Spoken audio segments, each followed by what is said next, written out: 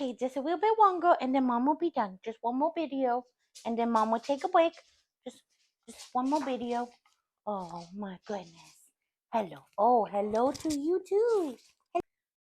Hi, Bookish Baddies. Welcome back to Bookish Chaos. I'm Shay, and today we are doing the review for 24690 by AA Dark, which I gave 1 star to. So I needed a dark book. I was feeling like dark was what was going to get me out of my reading slump. This book classifies.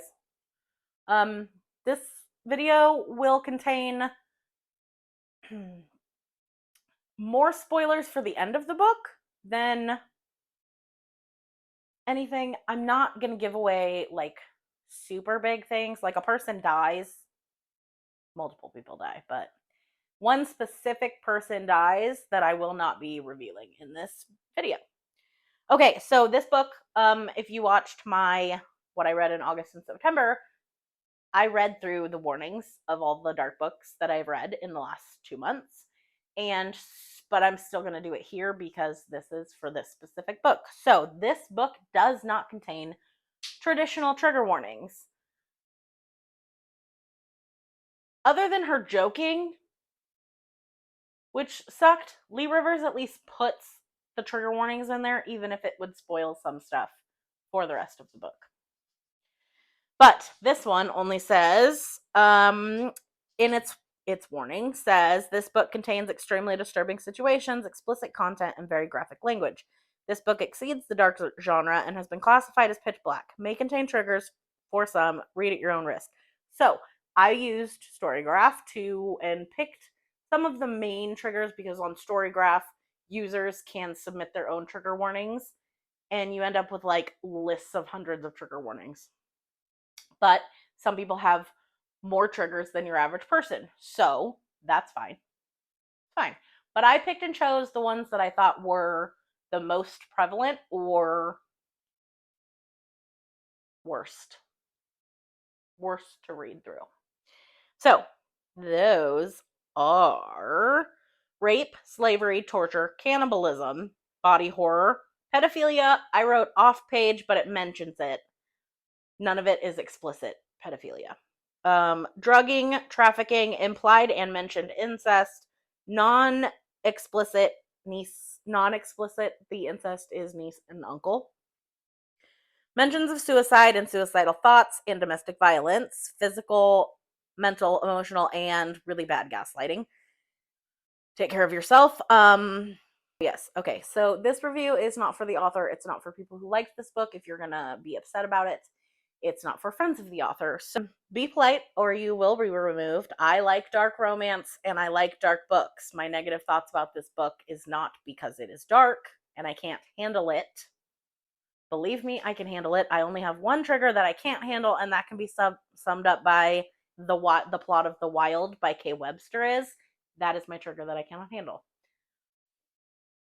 Before we go any further, I would like to remind you to like this video, subscribe to the channel, and share with all your friends. So this book starts and we meet 24690, and that is her slave number. After her master has been murdered, we are in Witchlock? Bitch. We are in Whitlock, which is an underground debauchery mansion. Essentially, think of the Hive in Resident Evil. Post a picture of the Hive from Resident Evil here. But for all of the triggers that are listed above, not for zombies. Key players in the book are Bram Whitlock, who runs it now that his dad is dead. He has cleaned up the place, so basically children aren't allowed to be stolen anymore, because they used to do that. And the ones that are in Whitlock are kept in the cradle and kept sequestered and protected until they are adults, which does that mean they're entirely safe? No, it doesn't. And then also he got rid of like public executions and other terrible things that the masters are still allowed to do. However, they have to do it in the privacy of their own apartments. Most of the book is Bram trying to figure out what to do with Everly, aka 24690, now that her old master is dead. Her old master has been her old master since he stole her from her parents at 10 years old, when Bram's dad was still alive and you were allowed to do that. He also He also had her parents killed. We have like 46% of a book of them fighting their feelings for each other, and Bram trying to hide it from his second, who is a guy named West, who also wants Everly and begs Bram to give her to him. West treats her really well. He is kind to her in a way that made me feel very suspicious, because even Bram is like, we shouldn't be together because I'm a terrible person and the things I would do to you. But West is like, I would treat you so well and I would be such a good master. And I'm like, yeah, okay, don't believe you for a second, my guy. Bram learns that her master left his whole fortune to her, but he chooses to hide it from her. She becomes extremely sought after because the masters figure it out, and they think that whoever becomes her master next will have access to her entire fortune. The day of her auction comes, and she is extra oiled up. They have this oil that has basically drugs in it to like sedate you. But she is extra oiled up to help her endure the sexual assault that is about to happen, like the masters sticking their hands under her dress and groping her. When the bidding happens, she stumbles forward because, oh yeah, I forgot to put that in here earlier. I forgot to add that she finds out about her inheritance because West tells her. So when the bidding happens, she stumbles forward and bids the most on herself and tells Bram, I want to be a mistress, not a slave anymore. And he agrees while waiting to see if the fortune is real as promised. Because they were informed that it's real, but nobody's actually seen proof of this. But he does promise her to West if it's not real. And so Bram doesn't actually want to give her to West. And I feel like everybody in this situation knows that. So I did super spoil this. Before I continue to read, spoilers! From here on out, like a lot. Sorry about that. Didn't realize that I was actually spoiling stuff. I'm super spoiling it. Spoilers galore. Okay. They have a movie night date with Bram, West, and Everly. And West pretends to be sick, so Bram takes him to the bathroom, and in there is a guard whose hand Bram had cut off because he was attempting to rape Everly in the beginning of the book, and he jumps out from behind the door and stabs Bram 3 times in the heart. He was just the fall guy, though, so West kills him and pretends to be upset about Bram being shot, but the high leader of the guards has a chopper brought in to take Bram to a hospital away from Whitlock to keep him safer. And the high leader does not trust West. Bram does ultimately die. Does he come back in later books? I don't know, because I don't want to read them.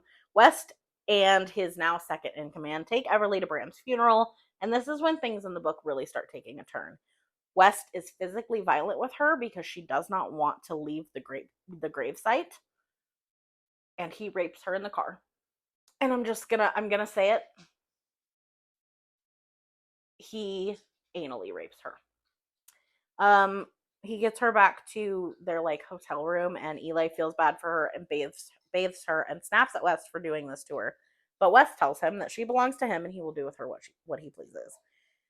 When West takes over completely, he opens up the cradle again. He puts public stocks out to lock slaves in. They can do whatever they want with them in front of everybody because it is in the city center. Public executions. It says public education. Public executions are coming back, and the wheel, which is a spin to find out how they die. Fun game. Options include guillotine, the rack, impalement, rat torture, the tub, and I swear to God, trigger warning, the breast ripper. Do not touch my boobs. These are mine. They remain on my body. Thank you. And that one I felt viscerally. I literally went, when I read it. Basically, any terrible thing that you could do to another person is now allowed in the public center. This continues for the rest of the book. After his first meeting with the masters, he goes to the highest of the masters who did not show up, and he is the master that the incest is about. The girl that Everly becomes friends with earlier in the book is his niece, and he bought her. We find out that he had been SAing her since she was a small child. West is like, you need to be there to support me, and the higher master is like, I agree with you on opening the cradle again, obviously, because he's a gross person. But I don't agree with you abolishing all the rules. You're about to have chaos in your hands, and I hope it destroys you. And then he kills his niece, And West makes Everly help him skin her like a freaking animal. And then later, this is where the cannibalism comes in. Things continue to get horrible for Everly, and her and Eli come up with a plan to get the children out. She kills the guard at the door to the cradle. There's rumor that he was assaulting the children when he put them to bed. So good riddance, bye, bitch. They get the kids out and into a van for safety, and Everly turns on Eli and kills him, and it works in a way for Wes to trust her. She acts sad and like she needs him for comfort and like she can't be alone. And she asks him for a book of poems that Bram left her, like in his will, essentially. Earlier in the book, he had taken it away from her, and she thinks that she can word it in a way that won't upset him, but he does get upset because he's a fucking psychopath. And of course, he punishes her in his favorite way, and she fights back and attacks him successfully, ties him up, and does even more horrible things to him that I didn't have any trouble reading because he is horrible. And then the book ends, and the story will be continuing in the next one. I don't know what happens. So, my thoughts. It feels strangely sinister that over half of the book is sweet and makes you feel really safe and comfortable. Cue my video from TikTok. Here. So I've been in a reading slump. Hence why there hasn't been any videos on my YouTube channel. It's been real bad. It's a really bad reading slump. I needed to get out of it. But I was like, maybe I just need something really dark. I love dark shit. I need the dark shit. I'm thinking what I actually need is to just read a horror book. But I went pitch black romance, and everybody on this app says that 24690 is really dark, and I'm like, okay, so they're in an underground trafficking mansion, basically. So I get it, dark. And then I'm like, but this isn't seeming that dark. It's seeming actually like everything's fine. And then I had to remind myself that I was 28% into this book. Things are gonna get worse. And then for the rest of it, it's horrible. I honestly wouldn't say that this is the darkest book I've ever read. Life of Anna currently holds that crown.